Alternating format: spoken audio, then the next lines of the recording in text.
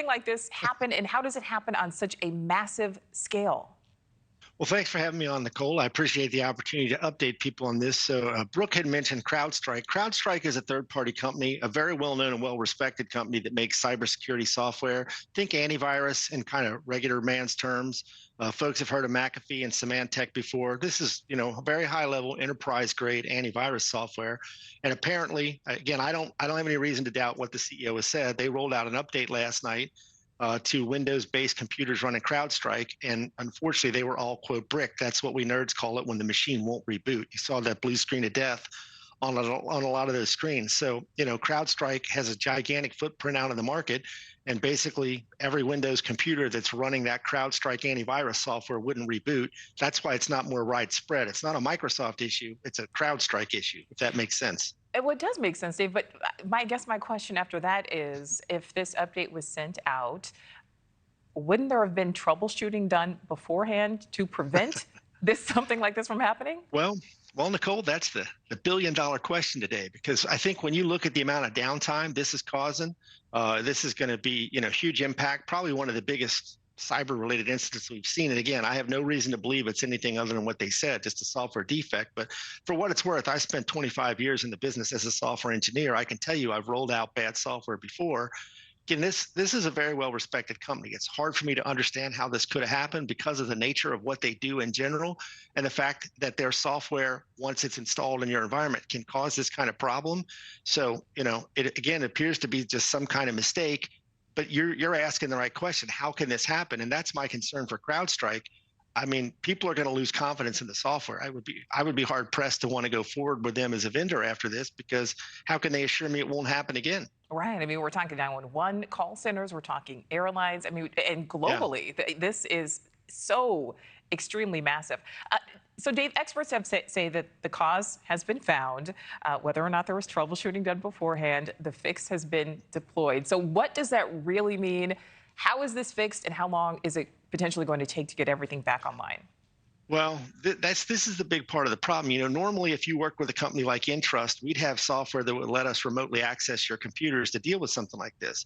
But because the nature of the antivirus software and the way it works so close to the actual computer itself to protect it, the machines won't reboot. There's no way for me to remotely get to them. So now I have to go touch these things.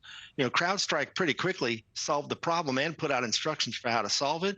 But unfortunately, Nicole, I can't remote in. I've got to go touch every machine. Now imagine large organization, let's say you have 10,000 computers. I got to touch 10,000 of those computers to basically start up in Windows safe mode, recover the system, uninstall their software, and then put it back.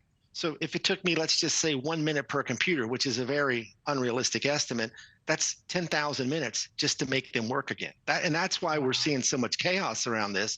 Thankfully, it's not every Windows computer, because again, it's not a Microsoft problem, it's a CrowdStrike problem. But it also points out how reliant we are on technology, how it increasingly impacts our real world and causes issues in the real world, and why we're so past the time where we got to get serious about making sure that the software is not only secure but robust and resilient. Because imagine if this were every Windows computer in the world, Right. what we'd be looking at today. Absolutely. I mean, what does this say, Dave, about our reliance on technology? Because what if this were every Microsoft computer? Are we going to see more massive incidents like this? Unfortunately, I'm afraid we will. Fortunately, there are organizations like CISA, the Cybersecurity and Infrastructure Security Agency, pushing a concept called secure by design, where it forces companies to focus on security, resilience, as opposed to market share and speed to market and that kind of thing. But we're at a place, again, I did this for 25 years, wrote software. I could tell you I created a lot of bugs, never on purpose.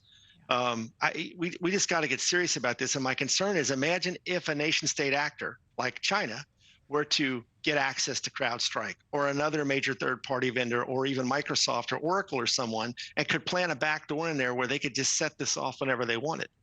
Again, I know this sounds crazy, and I admit, Nichole, I am a bit of a tinfoil hat guy, but because I know how this works, and I've been warning about this kind of thing for a long time, as have many others. We have got to get serious about the fact that software drives our entire society.